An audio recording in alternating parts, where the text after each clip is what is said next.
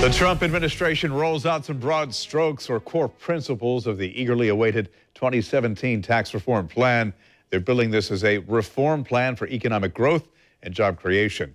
While it was a bit light on detail, there was plenty there for taxpayers, financial markets, and others to chew on. Joe Cryer, president of Cryer Wealth Management, is here to discuss the initial reaction to the plan and some of the key points. Some people say it's billionaire friendly. Others say it's the right thing at the right time. Your take? Yeah, it's a tough call. It's really both, I guess you could say. I mean, what's good for business is good for billionaires, but when you have tax breaks in there for middle-income families across America, it's kind of one of those things that everything benefits except for the federal deficit, which paying for this is the part of the details we haven't really seen yet. Yeah, it's going to be curious to see if this gets any further because of it adding $5.5 trillion to the deficit. Let's talk about the impact on the middle class and the possible tax breaks. Yeah, I mean, simplification is a big term here, and Nikki mentioned it earlier, going from 7 down to 3 brackets. And, you know, a 1040 form has 106 pages of instructions these days.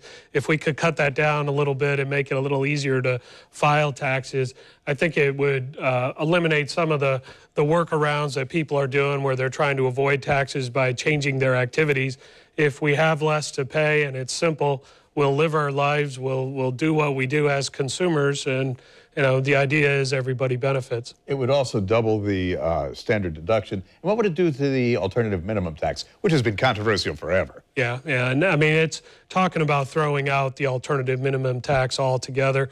And part of the problem with the alternative minimum tax was it was a complicated mess for people with incomes over $83,000.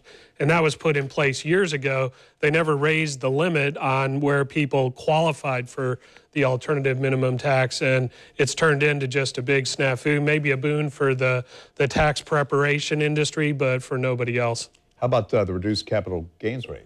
Yeah, that could come into play and help quite a bit. And sort of along the lines of a reduced capital gains rate is the repatriation tax. You know, there's trillions of dollars sitting overseas that companies like Apple Computer don't want to bring back to the U.S. because they'll get taxed at 35%.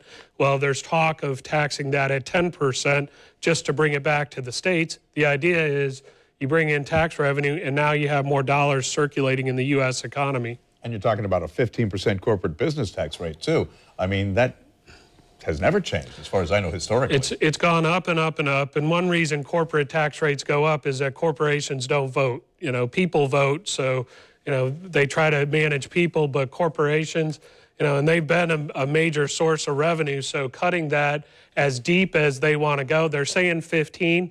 I think the financial markets would be happy with 20 or 25, and probably the Trump administration is targeting that.